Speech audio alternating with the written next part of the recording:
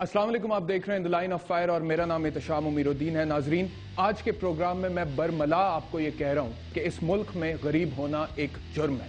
अगर आप गरीब हैं तो आपके पास खाने के लिए रोटी नहीं, पहनने को कपड़ा नहीं, सर ढांपने को छत नहीं, और अगर बीमार हो जाएं तो इलाज के लिए दवा नहीं। और अगर हुकूमत आप पर तरस खाकर, आप पर रहम खाकर आपके लिए कोई खसूसी प्रोग्राम शुरू करती है तो उसके इतने अजीब नताइज निकलते हैं कि समझ से ही बालातर है।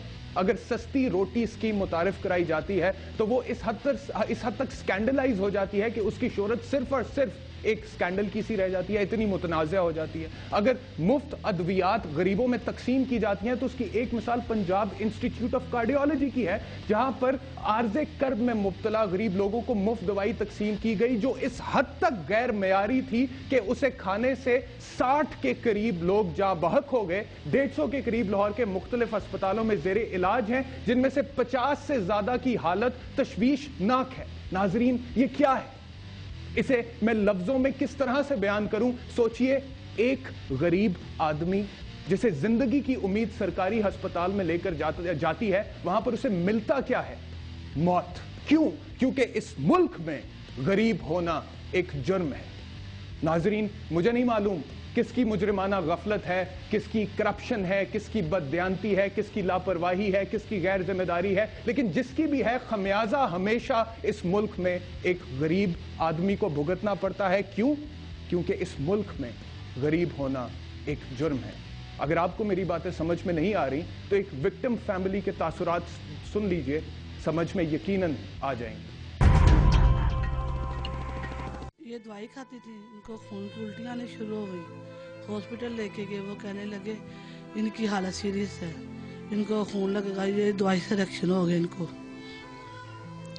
तो आप इनको खून लगवाए। खून लगवाया, फिर वो 3 दिन बाद फौत हो गई।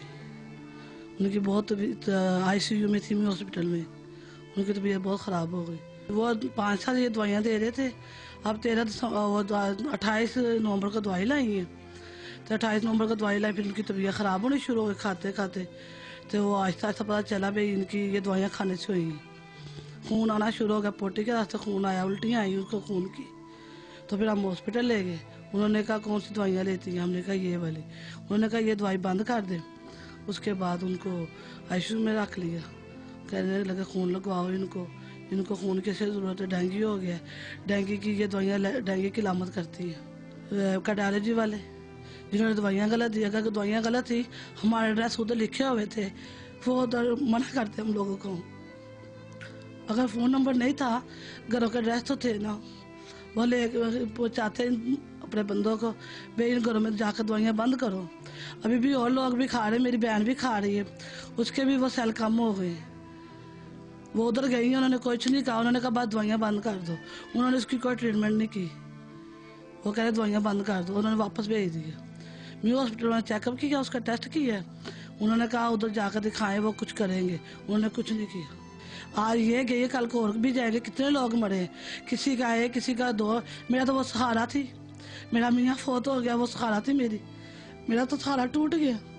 एक बेटा मेरा, वो क्या करेगा? बड़ों का कितना आसरा होता।